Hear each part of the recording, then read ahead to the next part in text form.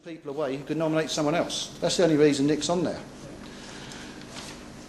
This is only the nomination process. You've got to go through the nomination process before there's a leadership election. Right? They are desperate to avoid a leadership election. Now, he's been leader for 11 years. We went through a bit of a sticky general election. The party's finances are in ruin. It's the most legitimate time ever to have a leadership election, and they're trying to absolutely kill it, stone dead. You've got to, as Michael said, you've got to question why are they so desperate to quash the whole thing? Why are they so desperate to quash the whole thing? Because I don't trust their leadership election forms, we're doing our own one as well. I'm asking people to fill out their one and our one. Okay, that might be confusing to some people. I want to make sure we fill out their one, because they've also put up 2 spoiler candidates. They're clearly spoiler candidates because Nick's saying all nice things about them. He's not saying any nice things about me because I'm actually challenging him and questioning what's going on.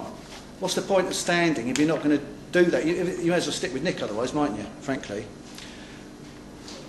It's a bit of a love-in between him and the other ones at the moment. And they're not going to get the signatures. Richard Barnbrook, unfortunately, who was going to initially support us, has been bamboozled into going with them. He's been used by them as a name, a bit like El Cid, hammered and nailed onto his horse to ride up and down the beach. That's a bit what it's like with him to them, as a name to get people who know no better to sign his nomination form. That obliged me to also tell people to sign these forms and hand them in. Otherwise there's a danger they might go to someone else. But the real forms are these, which are our ones, which are the only ones which will stand up in a court. I've taken legal advice on this already, and unfortunately, if need be, we'll have to go to court to get them to accept our nomination. This is how they've always been done.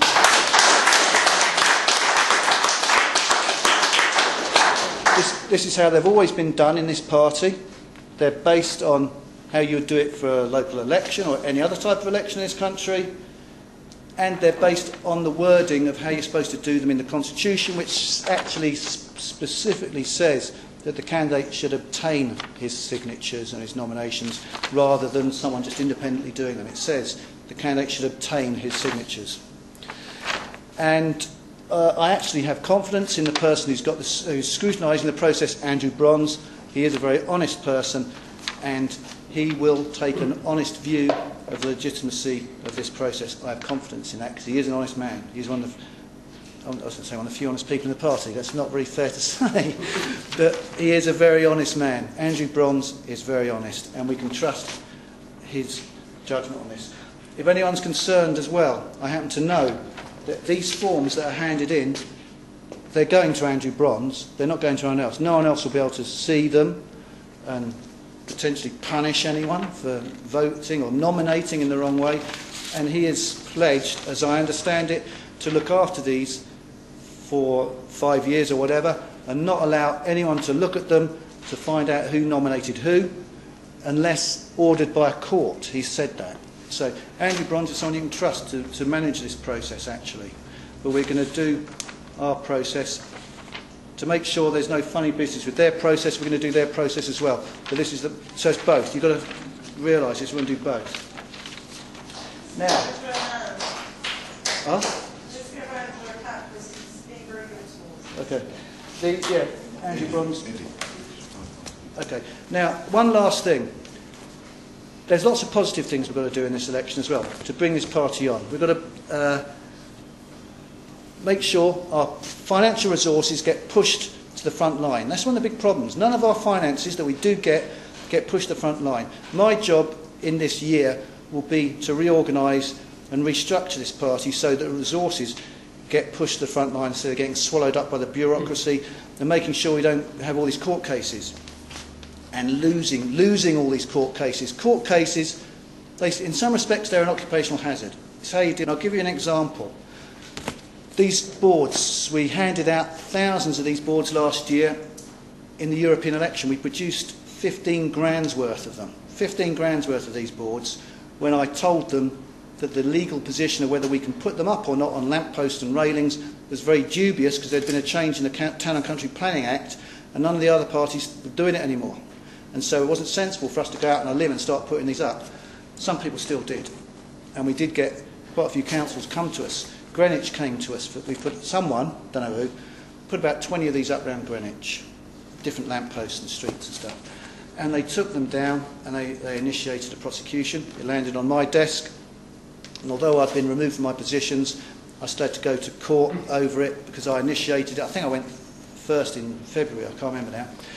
And then I had to make a reappearance during the election campaign in Woolwich Magistrates Court. We'd researched, me and Lee Barnes researched the law on this. We found that actually they had acted illegally in taking them down because they should leave them there and invite us to take them down if they could identify who we were. And they clearly could identify who we were because they tried to prosecute us for it. I'd already sent an email out saying that people shouldn't put them up, so that was evidence that it wasn't intentional on our part.